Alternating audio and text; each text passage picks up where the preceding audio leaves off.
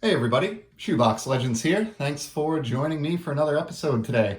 Going to continue the drawn-out dive here into my Sportlots box order. This is the first time that I ever put together a box order from Sportlots. Got this, man, going back a couple or a few months ago now, and it's taken me forever to tear into all these and get them sorted and put away into the collection, but had some time today, so figure we'll pop open at least a few more of these and try to do some more damage into the stack. Maybe we can even get half of what's remaining here. We'll see.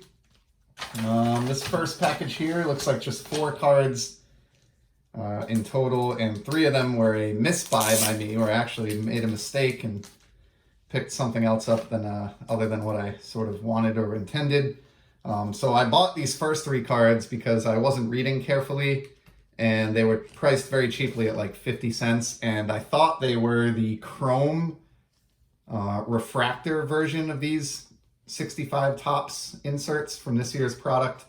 But it turns out I just got the everyday paper version of these, which, I mean, they're nice enough cards, but I'm not really that into these, so I'll probably be looking to move these or send them out to somebody in a trade package. Got Nolan Arenado with the cards. This one I will hang on to just because I am a Devers collector, and I'll happily accept, any Devers cards. Probably going to get a dedicated Z folio going for him soon. Actually picked up an amazing Devers card just last night on eBay at the time that I'm shooting this, which is late October. Continue to be astounded by how cheap his stuff is relative to his success. And then, of course, I got Mike Trout. This is actually a halfway decent card just because everybody loves Trout, so probably worth $1 or $2 anyway. But again, not really too sold on any of those 3. But the main card that drove me to the seller anyway did show up here, and it's one that I am quite pleased with. Out of Topps High Tech, and I've talked many times about my love of acetate cards and see-through cards, which, of course, High Tech is. This is from the 2018 release, and it is a rookie card of my guy Devers. And this one is actually it's known as the Orbit Diffractor, whatever that means. But you can see here some nice shine, some sort of bubbles effect going on here, some print lines, just a pretty neat, relatively rare rookie parallel of a guy that I enjoy collecting. You can see the pattern much better on the back, actually, going over Devers here. So neat card there. This is not serial numbered. At least I don't think it is. That's sometimes hard to spot on these, but I think it is relatively rare compared to the base, of which there are multiple patterns and versions of this card. I have quite a few of them. I actually haven't bothered to inventory exactly what I have on the Devers front yet, but I do know that I have at least a few or more of these tech cards, but I didn't think I had that rare parallel, so ponied up $5 for that one. I don't exactly think that's a steal given, Devers' popularity or lack thereof, but I still, as I said a minute ago, I think his rookie cards are an absolute solid buy right now. I sort of feel the same way about him as I've heard Ed Westergriff say recently about Juan Soto. It's like, are collectors just not watching the games maybe? Because Devers is a beast.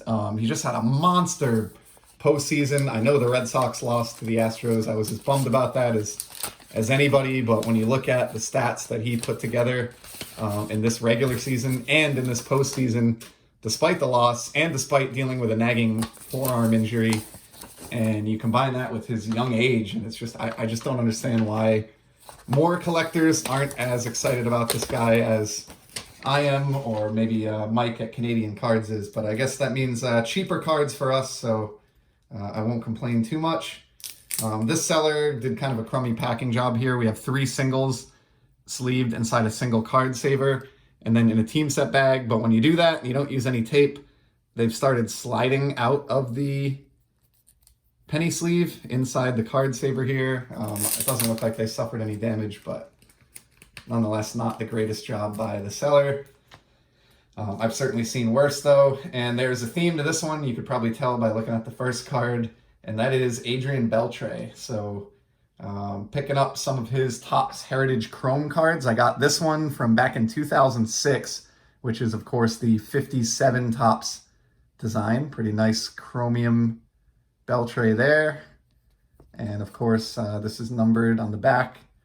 Oh, gotta flip that around to 1957, the year that the set draws its design inspiration from. So pretty cool there. I'd love to get a run of Heritage Chrome Beltrays going at some point. I have a feeling my buddy Peeps probably has that or close to it already, but that might be one of my firsts, if not my first. From the 2011 set, here's another one, and this is from his brief stint with Boston. Another Heritage Chrome there. So these aren't the refractors, these are just the base Chrome, but again, still serial numbered. This one to 1962. In more recent years, these are numbered to 999 regardless of the year of production, but back then they would, they would number these to the year of the original set. So there's another one for the very small Beltray PC. And then this one's from a set that I've gotten a few singles from recently, the 2008 Topps Heritage Chrome of Adrian as well. And as in keeping with the first two, is numbered, it's a little bit difficult to make out, but it is numbered to 1959 there. So 3 Beltrays there, give me a head start on a little run of his Topps Heritage Chrome. And the price was right on those. I paid, in the order that I showed them, I paid $1.25, 75 cents, and $1 even. So it was $3 total, and then 50 cents in postage to the box. So $3.50 for 3 Adrian Beltray Heritage Chrome serial numbered cards. I will take that any day. This next one is just a single, and the seller literally sent it to the box just in a top loader with the order number right on the front of the top loader. But this is one I'm happy to have for my basketball card Z-Folio, working on a complete page of these beautiful pink ice cards out of Panini Prism.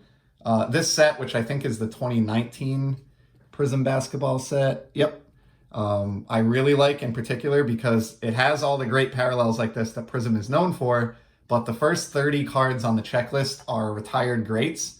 And while I'm not much of a modern day basketball fan and couldn't tell you, most of the players or who to collect or who's good, I certainly have an appreciation for the greats of old, like this Kareem Abdul-Jabbar. So can't go wrong getting a pink ice card of a legend like that.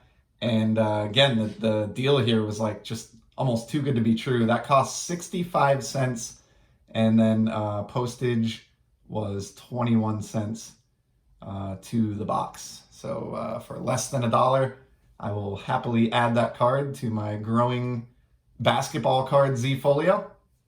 Let's just do like 1 or 2 more here. Here's a quick one to breeze through. This is for a set pursuit that I am working on. So got a lot of 2012 Topps Chrome Purple refractors a while back.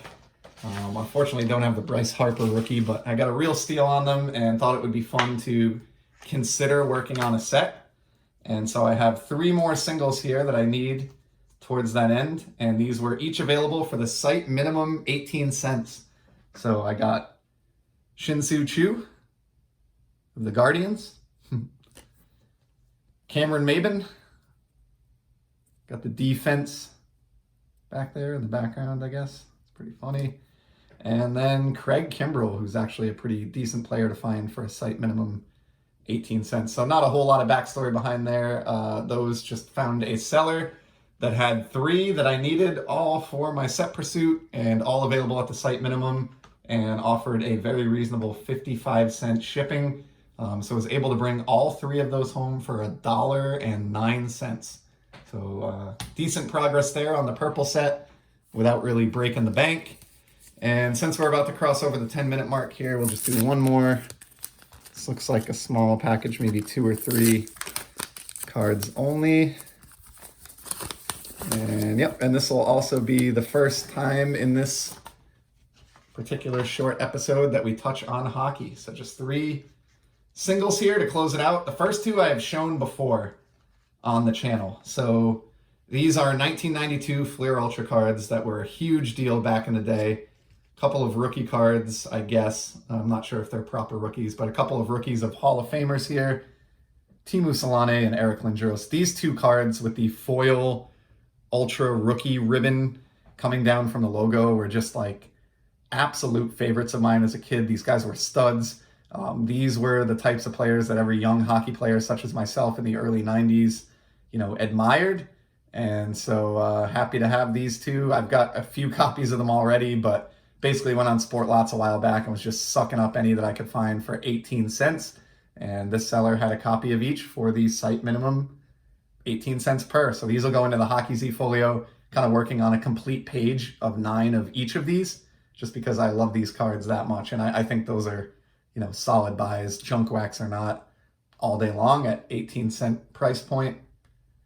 And then the final card, this is one I'm pretty proud of. You don't see it every day. Got this for $2. And it's a Mcdavid card. So I've been showing a lot of Mcdavid lately. Huge believer in this guy. He is already, we're just a handful of games into the 2021-22 NHL season here, and he is already scoring at a torrid pace and distancing himself from his competitors and setting himself up as the early front runner, potentially for MVP. On top of that, he has his team doing well, which is something that has been a struggle in the past. Individually, he has always performed very well, but the Oilers have not had a lot of success, despite McDavid's individual success during his tenure there. So they did make the playoffs last year, which is great. But this year, he has them off to a 5-0 start in 5 games. They are one of the last remaining undefeated teams in the league at the time of this video. And the card that I have here is actually a box bottom card that was cut out of a box bottom panel in the 2018 O-Pee-Chee set.